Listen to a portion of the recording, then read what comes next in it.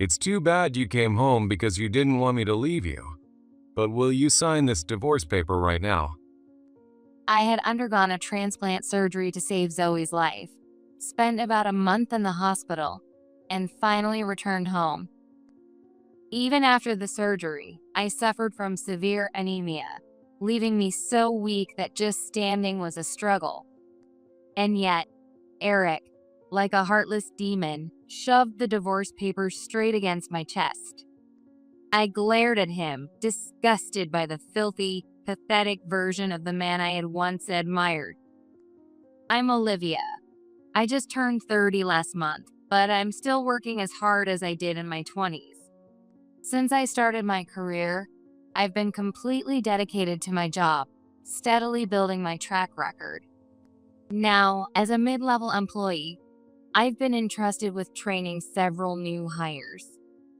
I've always had a strong sense of justice, and no matter who I'm dealing with, I treat them as equals. If something is wrong, I feel the need to say so outright.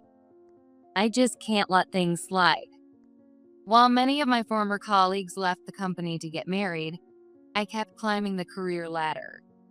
I'm sure there were plenty of people who resented me for it, especially some of my senior managers, who didn't like seeing a woman in her 20s get promoted.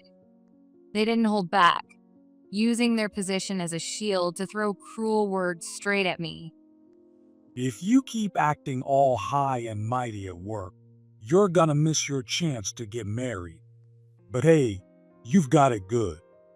You can work as much as you want, and when you get tired of it, just get married and have someone take care of you. I always thought I was mentally strong enough to handle things like that. But when you're hit with that kind of malice head on, it still stings.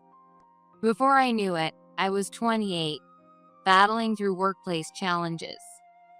That year, I was assigned to a newly established department within the company, which only fueled my drive even more.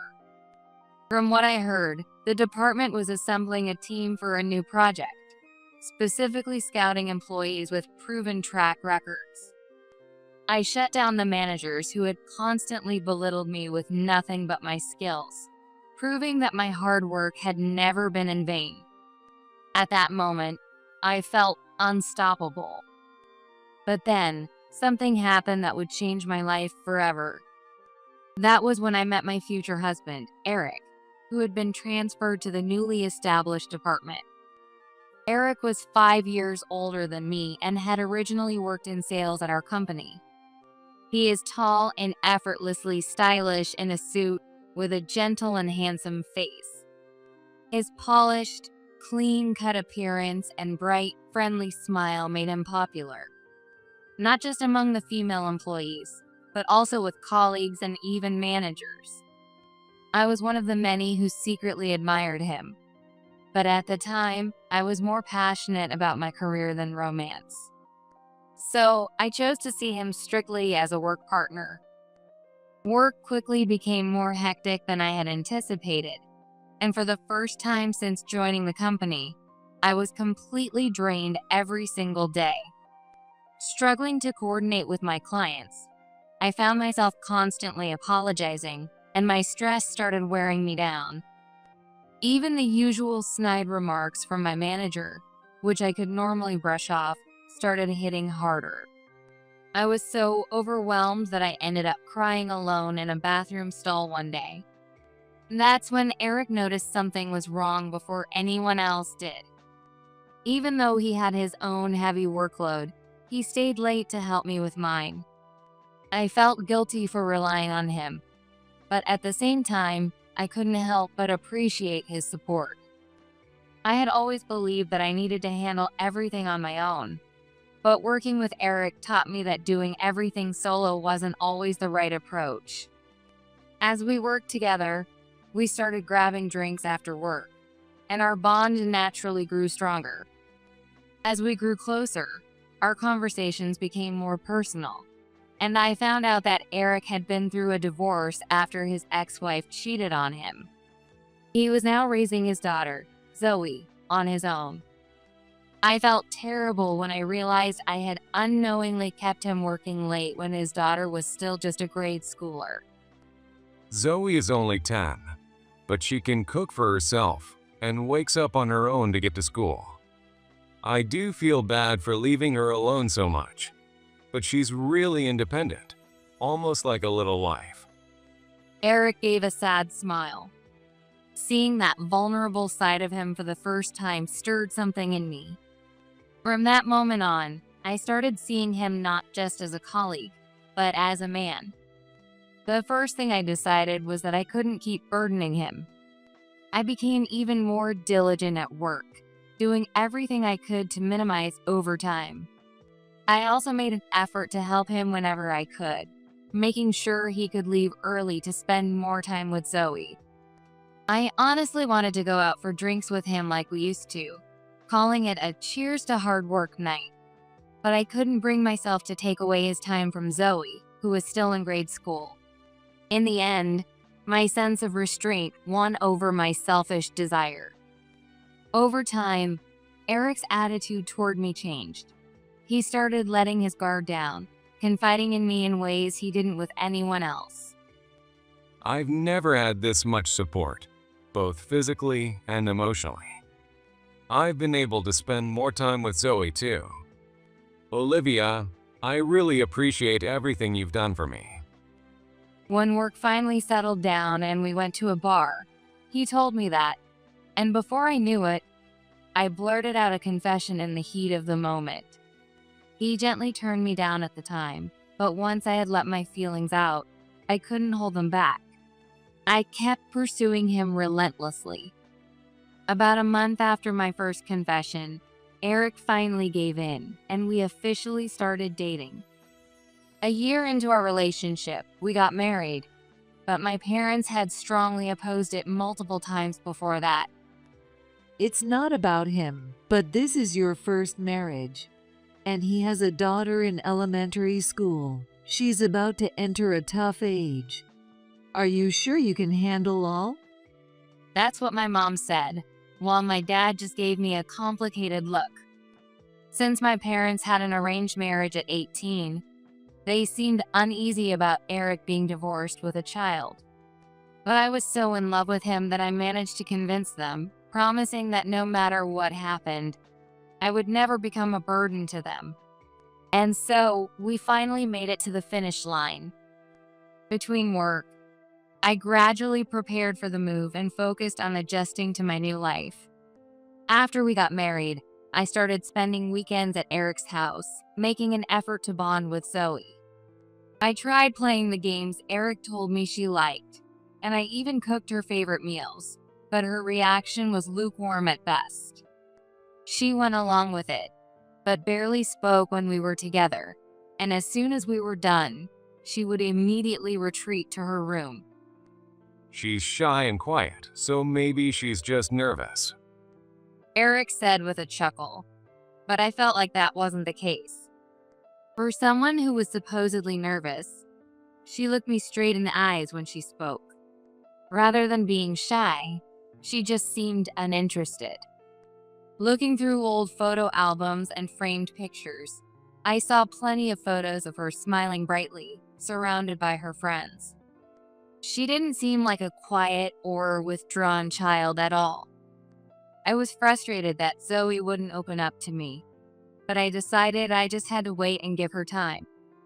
Then, something terrible happened. One weekend, as usual, I was at Eric's house preparing dinner when I suddenly heard a loud thud from upstairs. Eric was in the shower, so I immediately stopped what I was doing and rushed upstairs. There, in the hallway, I found Zoe collapsed on the floor. Zoe. I instinctively reached out to shake Zoe, but then I realized that calling an ambulance was the priority. With trembling hands, I dialed 911. Fortunately, the ambulance arrived in less than 5 minutes. As Eric stood there in shock, still unaware of what had happened, Zoe was taken away. I asked him to drive us to the hospital, and once we got there, I sat anxiously in the waiting area, shaking as I waited for her to come out of the treatment room. I had no idea how much time had passed, but by the time I looked outside, the sky was already completely dark. A nurse guided us in, and we listened as the doctor explained the situation. I was so shaken that I could barely understand what he was saying, but I managed to grasp the key points. Zoe had a genetic condition, and the only way to treat it was through a transplant. As part of the preparation for the procedure, the doctor wanted to test both Eric and me. We agreed without hesitation. The next day, the doctor called me directly and told me that my organs were a likely match for Zoe. I had always thought I was prepared to go through with a transplant if it ever came to that.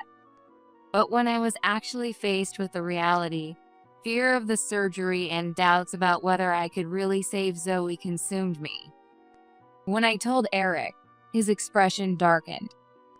If this increases Zoe's chances even a little, I know it's a lot to ask, but I'd really like you to do it. I wish I could take your place instead. If I could switch places with you, I'd do it in a heartbeat. But if you're the only one who can save her, please, consider it. His voice was strained, and he looked like he was on the verge of tears. That was the moment I made up my mind. I called the hospital and scheduled the surgery right then. It was about a month after our procedures when I was finally able to see Zoe again. Her body had successfully accepted the organ I had donated. Because she was young, her recovery had been quick. On the other hand, I struggled with severe anemia for a while and had to use a wheelchair around the hospital. Eric, who had been visiting me after work, was worried. You still look pale. Have you been feeling like this the whole time? Not exactly. To be honest, even the doctors hadn't given me much reassurance. But with both Eric and Zoe waiting for me to come home, I didn't want to say anything that would make them worry.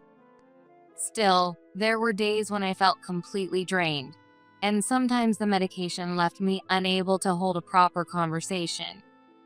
The longer I stayed in the hospital, the more restless I became, constantly thinking about work and home. I just wanted to get discharged as soon as possible. In the end, I was finally allowed to leave the hospital a few days after Zoe. Holding back my excitement, I headed home. Since it was a weekday afternoon, I called a taxi so I wouldn't trouble Eric. While I had been in the hospital, he had finished all the remaining moving arrangements.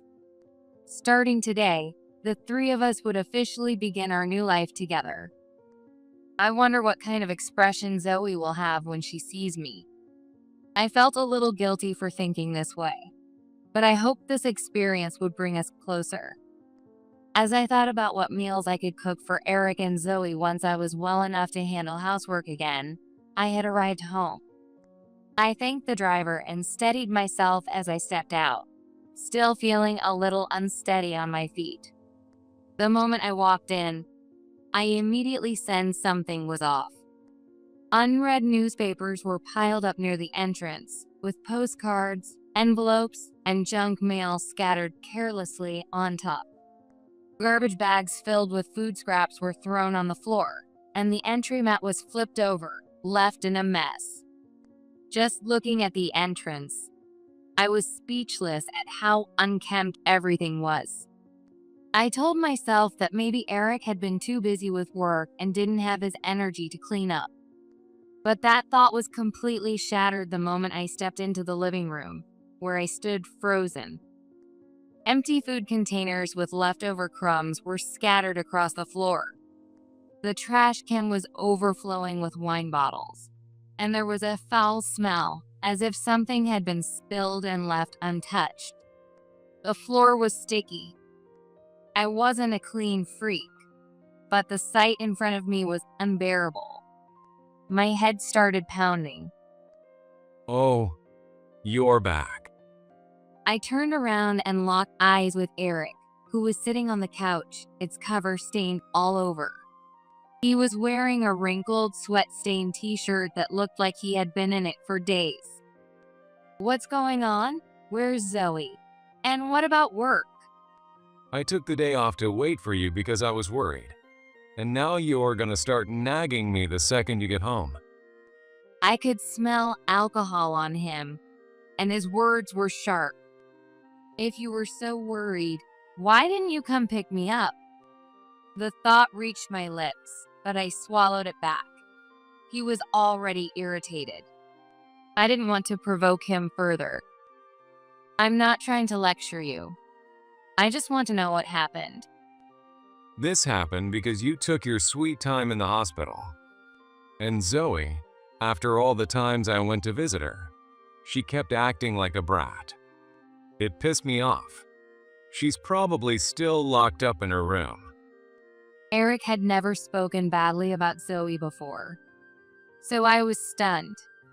Then he looked me up and down and clicked his tongue. If you're well enough to come home by yourself, shouldn't you have thought about getting back sooner for your family?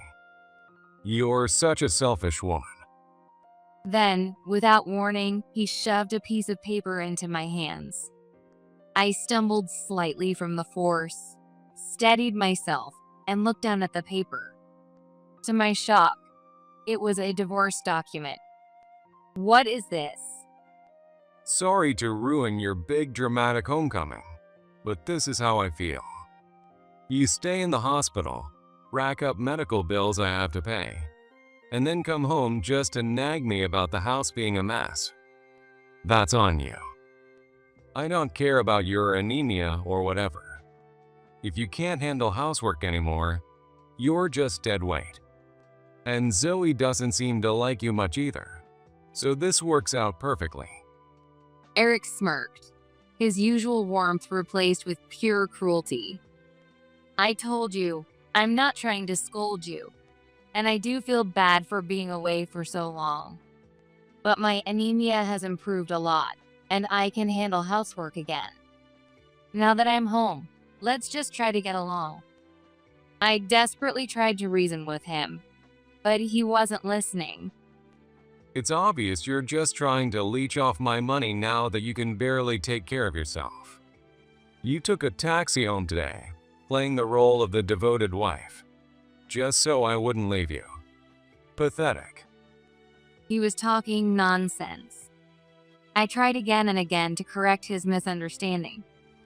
But no matter what I said, Eric seemed determined to paint me as a defective woman. Someone broken because I had lost an organ, incapable of handling work or household chores, a useless wife. When he claimed that he had no choice but to divorce me because of my condition and even mentioned demanding alimony, I was completely speechless. I had always thought that treating a wife cruelly after she saved a daughter's life as a donor was something that only happened in TV dramas. Despite risking my life to donate an organ for Zoe, Eric didn't offer a single word of appreciation. Seeing his cold-heartedness, I could feel my love for him fading rapidly. I didn't regret the transplant itself. To me, Zoe was already my daughter, and I was genuinely relieved that my organ had been a match. I was happy to have saved a young life with a bright future ahead of her, but I had no intention of wasting any more energy on a man as rotten as Eric. If he wanted a divorce, I was ready to fight back. Fueled by that determination, I grabbed the pen and signed the divorce papers without hesitation. I'll be getting a lawyer, so have them communicate with me from now on. There was no way I was going to pay him alimony, and I made that very clear. Eric's smug, careless attitude irritated me to no end, but I refused to let him ruin my health after all I had been through. So, without another word, I grabbed the belongings I had used in the hospital and walked out of the house for good. Just as I had said, the legal battle dragged on for months, but in the end, his alimony claim was dismissed. The money I had saved during our marriage was subject to division, but all the savings I had before getting married remained mine. The divorce was finalized, and I was certain I would never have to deal with Eric again. A year after our divorce, I was back to working just as hard as I had in my younger years. The company I worked for was one of the bigger firms in the area. So fortunately, once I was transferred to a different department, I hardly ever ran into Eric. The transplant had made one of my organs slightly smaller, but my regular checkups showed no issues, and my physical and mental health were perfectly fine. I had been told that the hospital would contact me if anything ever happened to Zoe, but since no such call had come, I assumed she was doing well. My coworkers were considerate enough to avoid mentioning Eric around me, so I tried to think of him as someone who had simply disappeared from my life. One weekend, as I was relaxing in my newly leased apartment, Eric unexpectedly showed up at my door. When I checked the intercom, the poor video quality made it hard to recognize who it was, so I carelessly opened the door. Since the day I left, Eric had become even more unkempt, looking nothing like the former star of the sales team he once was. The sight of him made my skin crawl, but since it was daytime and there were people around, I kept my voice as low as possible. "What are you doing here? We agreed a year ago that we'd never see each other again. I've been getting updates about Zoe from the hospital, so I have no reason to talk to you." I spoke coldly, but to my surprise, Eric smiled gently. I even asked someone from your department to find out where you were. How's your health? I heard you went back to work a while ago, so I was worried. Things were hectic back then, and I was under a lot of stress. That's why I was harsh on you. I had no choice. It was all to support you. You understand that, right? Now, I think we could build a better relationship. Why don't we give it another shot? It was as if he had utterly erased everything that happened. His attitude had made a complete difference. He didn't seem to pick up on my clear rejection, and the fact that our conversation wasn't even making sense anymore only made the situation feel even more unsettling. Even though my face had gone pale, Eric kept talking as if he didn't notice, or didn't care. At one point, he grabbed the slightly open door and tried to force his way in, but I resisted with all my strength. That's when Eric snapped, shouting disgusting insults that I didn't even want to repeat. Realizing that things had escalated beyond what I could handle, I managed to yank the door shut, locked it, and ran inside to call the police. After I explained the situation, the police arrived quickly and took Eric away. From that point on, his behavior spiraled completely out of control. He started showing up at my department every day for no reason. If I went to the restroom or cafeteria alone, he would follow me, spewing insults. He even sought out the new hires I was training and fed them lies about me. His behavior was blatantly inappropriate. Anyone could see that. Even after receiving a direct warning from the head of Human Resources Department, he only managed to behave for a few days before going right back to it. Ignoring him was becoming impossible, and my stress was starting to take its toll. I finally decided to report everything to the police. There was no way I was going to let someone like him take away the one thing that brought me the most happiness, my career. Determined to stand my ground, I went ahead and filed a claim for damages. Later, a ruling was made recognizing Eric's actions as particularly malicious, and my claim was granted. Around that time, I received an apology from a man who had given Eric my address. Apparently, he had once been Eric's coworker and couldn't bring himself to refuse when Eric asked, out of gratitude for the help he had received back in the sales department. It's not exactly an apology, but He began telling me about Eric's current situation. After our divorce, Zoe left a note saying, "I'm going back to my mom's," and disappeared from Eric's home.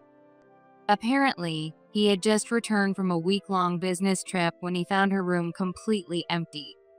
Desperate, Eric reached out to his ex-wife, not expecting much. But that's when he uncovered a shocking truth. It turned out that Zoe and Eric were not biologically related.